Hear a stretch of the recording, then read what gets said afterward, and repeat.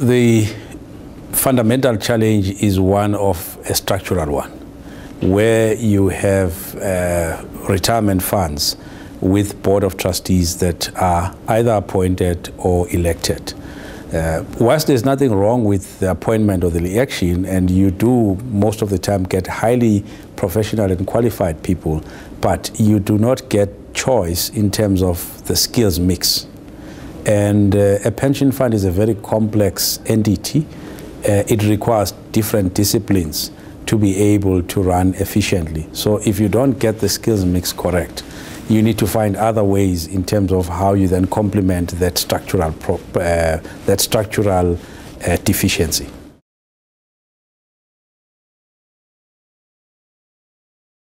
The governance challenge is, I think, again, as I've indicated, that whilst you then have these members, you then have to formulate certain committees. In fact, some boards of trustees don't even have subcommittees.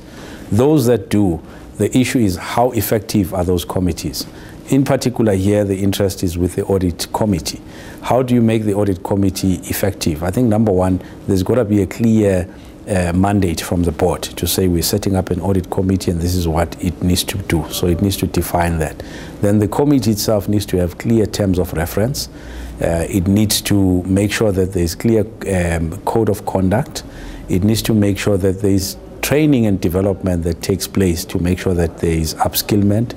It must do introspection and look at the skill set and say, do we need additional skills? And this is where there could be an opportunity to then go and engage on independent experts that could participate at committee level to assist the skills level and the diversity of the skills that are required at that committee, in the audit committee level. And then there's a whole lot of other things. We can't wish away service providers. They're an integral part of this process. So how do we hold them accountable?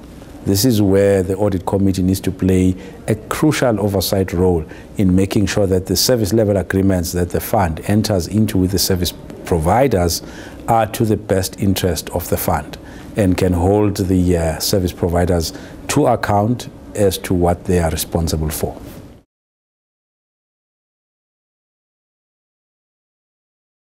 The audit committee needs to do an evaluation exercise where firstly they understand the gaps that they have and how they want to fill those, but on an annual basis they need to do what is called a self-evaluation exercise.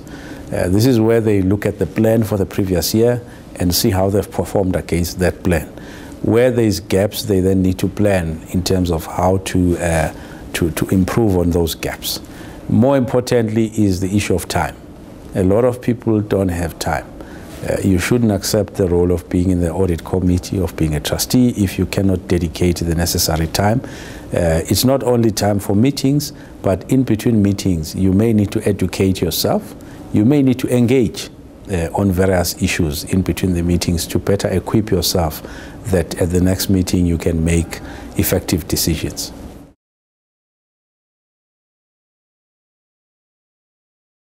Accountability is important.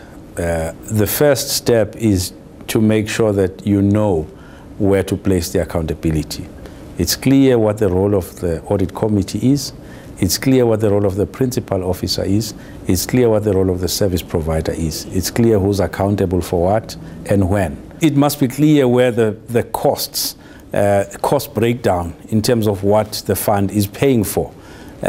So that you can be able to hold people accountable. I think where the challenge is now is because this is a very complex industry. We cannot lie about it. It's complex. You deal with complex issues. When you talk about investments, you know, looking after people's money, there's complex things that it would be impossible for the audit committee to be experts. So you need other people to help. The audit committee must have the ability to be able to source professional advice for itself. Where service providers are then providing a service, again, it must be very clear what the fund is paying for. What are the layers of costs that they are paying for?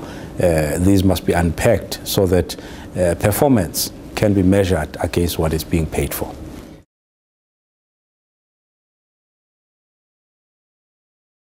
There are Organizations like Batseta, which I represent, which is an organization for trustees and principal officers and funds who are best equipped to drive and coordinate such issues. There are other organizations like the Pension Lawyers Associations, there is the IRF. The problem again there is that all of these organizations seem to be acting in silos. They are not coordinating. I think all these organizations are driving towards a common goal. So the first issue is they must all come together.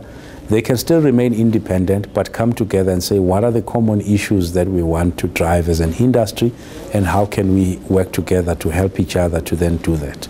There are the bigger funds who have got more resources as well in terms of advancing some of these issues.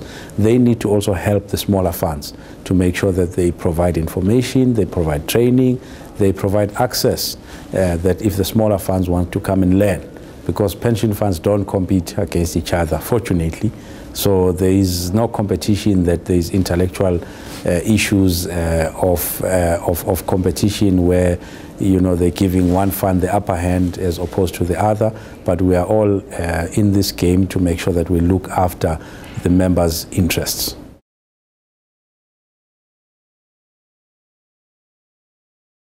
It is critical for the man in the street that such discussions take place, because more often than not, when you look at an average person, their biggest asset is their pension savings.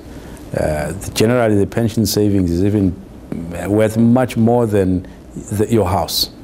So it's critical that that is preserved, and that when people do retire, they can retire with dignity, they can be able to live a normal life, they don't have to suffer.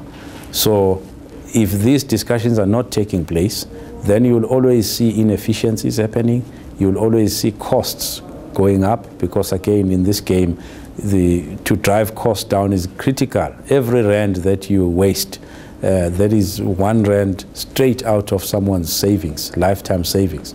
So it's critical to keep the cost down. It's critical to hold service providers to account, so that they can make sure that they act with diligence and they act in the best interest of the member at the end of the day.